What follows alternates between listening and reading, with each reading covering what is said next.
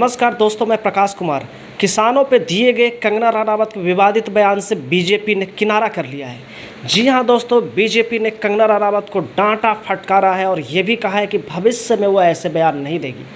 दरअसल कंगना रनावत अभी 2 दिन पहले ही अपनी इमरजेंसी फिल्म के प्रमोशन के लिए एक इंटरव्यू दे रही थी। इंटरव्यू देते हुए कंगना रनावत ने किसानों पर बड़ा आरोप लगा दिया। उन्होंने कहा कि अगर मोदी जी नहीं होते तो किसान आंदोलन तो ख़त्म ही नहीं होता।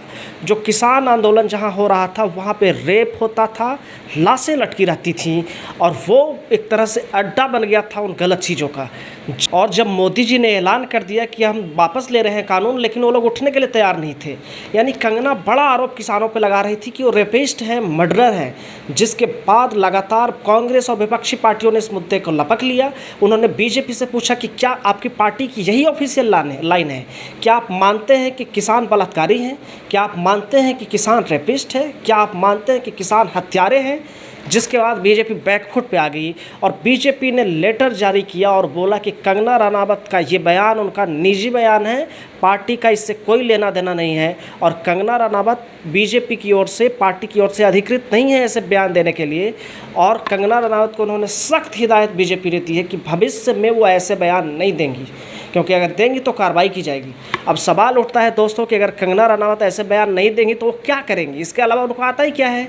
ऊल जलूल बयान और पिछले कई सालों से लगातार दे रही हैं, चाहे वो 2014 में देश की आज़ादी का मामला हो या फिर किसानों को ही खालिस्तानी आतंकवादी बता देने का मामला हो, या ये कह देना हो कि जो किसान है वो तो 200-200 रुपये लेकर बैठने वाले लोग हैं।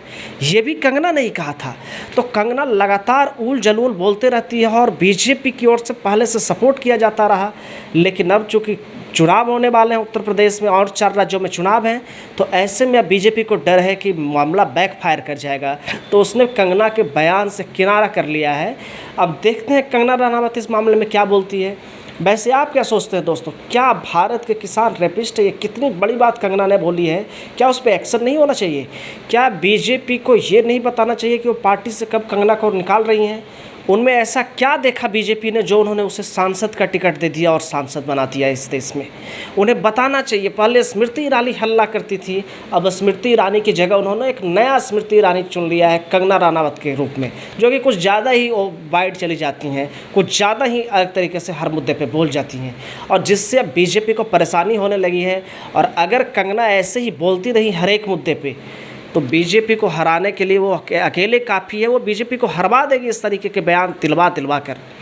बाकी आप क्या सोचते हैं दोस्तों कि क्या भारत के किसानों के ऊपर जो बयान दिया गया है ये कितना गैर जिम्मेदाराना बयान है? एक सांसद जो कि अब वो सांसद बन गई है, क्योंकि अब वो एक नॉर्मल सेलिब्रिटी नहीं है, वो एक ऐसा बयान दे, कितनी गैर जिम्मेदाराना बात है, कितनी शर्म की बात है। उन्हें माफ़ी मांगनी चाहिए। अभी तक कंगना ने माफ़ी नहीं मांगी है दोस्तों। आपको लगता नहीं है कि उसको माफ़ी मांगना चाहिए? और बीजेपी ने सिर्फ अभी एक लेटर जारी किया है। अब देखना दिलचस्प होगा कि प्रधानमंत्री मोदी इस पर क्या सोचते हैं। क्या प्राइम मिनिस्टर मोदी अब दिल से माफ़ कर पाएंगे कंगना रनावत को? जिस तरीके से किसानों पे वो बयान देते जा रही है। प्राइम मिनिस्टर तो किसानों के लिए गुणगान करते रहते हैं, लेकिन दूसरी तरफ कंगना रनावत ऐसे बयान देती है कि किसान रेपिस्ट हैं, वहाँ लाशें लटकी रहती हैं। इतना गंभीर, इतना घटिया बयान कंगना रनावत ने दिया है। हालांकि वो इसी तरह के बयान पहले भी देती रही हैं, लेकिन पहले एक सिर्फ वो सेलिब्रिटी थी, अब वो एक सांसद हैं, तो कुछ ना कुछ उन्हें नियमों का पालन करना चाहिए और कोई भी चीज़ उन्हें सोच समझ के बोलनी चाहिए, क्योंकि अब वो एक सांसद बन गई हैं। कुछ भी ऊल जुलूल बोल देना उनके लिए सही नहीं है। और बाकी बीजेपी ने जो एक्शन लिया उसे शायद और सख्त एक्शन लेना चाहिए था। और इससे क्या है कि कंगना की अभी पब्लिकली बेइज्जती हुई। जिस तरीके से बीजेपी ने लेटर जारी किया है, कंगना की एक तरह से बेइज्जती हो गई है। ट्विटर पे वो लेटर आ गया है, तो हर एक के पास है कि बीजेपी कह रही है कि ये अधिकृत है हमारी ओर से बयान देने के लिए। तो कंगना को भी सुनकर बड़ा अच्छा नहीं लग रहा होगा कि पार्टी ने उनसे किनारा कर लिया है। बाकी देखना दिलचस्प होगा आगे इस मामले में क्या होता है।